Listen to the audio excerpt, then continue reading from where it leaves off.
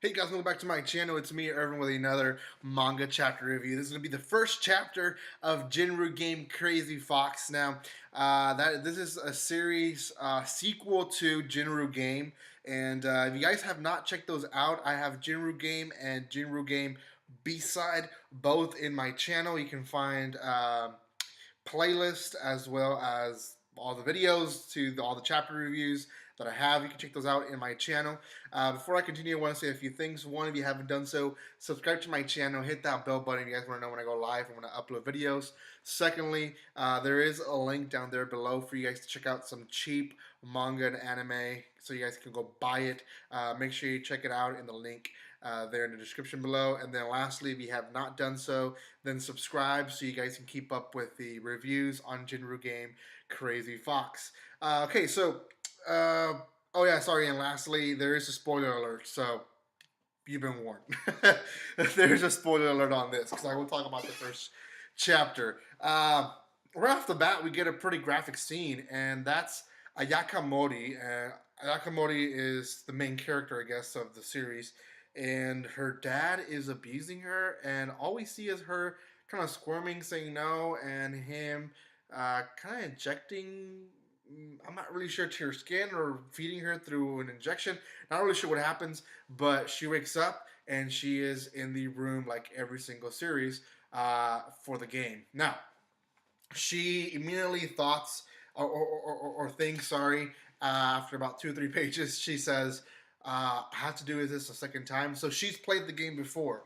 This is her second time. Now, Ayakamuri, at least to my knowledge, has not come out in other series. I could be wrong, but under my knowledge, she has not been in another series. She quickly finds a friend there. It's actually next to her. Her name is Kozo. Ozawa, I believe, is her last name. Anyway, that's a friend or someone at least that she knows from her classroom. She also notices a cute guy, Yozuka, which I'm going to guess he's going to be important. And then there's other people around the room. The rules are explained, and there is some changes. Now, there's still the bodyguard who can protect someone each night. There's still the prophet that can each night identify someone as what their identity is. There's also a new position for the villagers. Now, the one previous to this one, B-side, there was twins. There's no twins in this one. They have a new role called Spiritualist, I believe is the title they give them. And the Spiritualist, they can identify who the person that died the previous night was, if he was a werewolf or a villager. It won't. It doesn't really specify if they can figure out if there was if they were the prophet or not, but it just says villager or werewolf. So then there is another position that's new, apart from the werewolves, which are 3 werewolves. There's a new position called the fox. Now the fox, who Ayaka Mori ends up being, has a special doing.